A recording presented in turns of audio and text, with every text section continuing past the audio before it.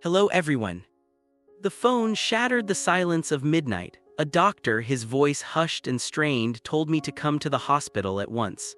And please, he added, the words sticking in my heart like a thorn, don't inform your wife. The pediatric ward hallway was a tunnel of washed-out light. 2 police officers stood guard, their stillness more alarming than any movement. The doctor held a file, his knuckles white. He looked past me, hoping for another person to appear, then reluctantly met my gaze. "Sir, the results," he began, handing me the report. It was a genetic test. My hands felt scorched holding it. My daughter's blood type, her DNA, nothing matched my own. I grasped for another explanation, fatigue, a lab error, anything but the truth staring back at me from the page. But the doctor's pity and the police's presence confirmed it. This wasn't a consultation, it was an indictment. "I am not her father." The thought echoed, hollow and absolute. I focused on keeping my breath steady, my face neutral. I would not give the storm inside me any air. Memories, once sweet, now curdled. My wife's late nights at her sister's, the hushed phone calls, the way conversations faltered when I walked in. The pieces I had ignored now clicked together, forming a picture of a life I never knew I was living. Betrayal had been my silent dinner guest for years. I drove home, the world outside the windshield unnervingly normal. She was asleep, curled up, a picture of innocence that was a lie.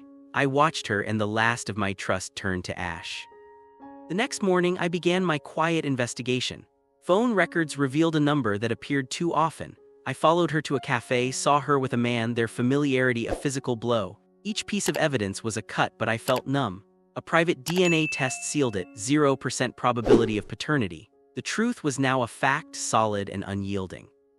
I bided my time. I wanted her to feel the ground give way beneath her, not from my push, but from the weight of her own deception. Weeks later, over a casual dinner, I saw my moment. She was laughing. I waited for the laughter to fade, then slid the envelope across the table. The smile vanished from her face. Her hands shook as she pulled out the report. Her eyes darted across the lines, her mouth opening and closing without a sound. You had her tested," she finally whispered. I said nothing, my silence was the answer. The blood drained from her face. "Mike, I can explain." I stopped her with a look. The dam broke. Sobs convulsed through her, tears staining the evidence of her betrayal. I felt a chilling emptiness. I stood up, her hand shot out to grab my arm. "Please don't go, she's still your daughter." I pulled away. "No," I said, my voice flat and cold. "She is your daughter and his." Her legs gave way. As she crumpled to the floor, I placed another folder on the table, bank statements, hotel receipts, a timeline of her secret life. "I haven't gone to the police," I said, "but the hospital has. It's only a matter of time before they come for you." I leaned down, my words a sharp, quiet blade. "You haven't just lost me, you've lost everything. Your daughter will know, your family will know, your friends will know, your life will unravel slowly and you will have to watch." Her sobs turned into wails of pure panic. I walked out the door, the sound of her ruin echoing behind me. I sat in my car in the dark and waited for the grief or the rage to hit. Instead, I felt a profound, almost weightless clarity.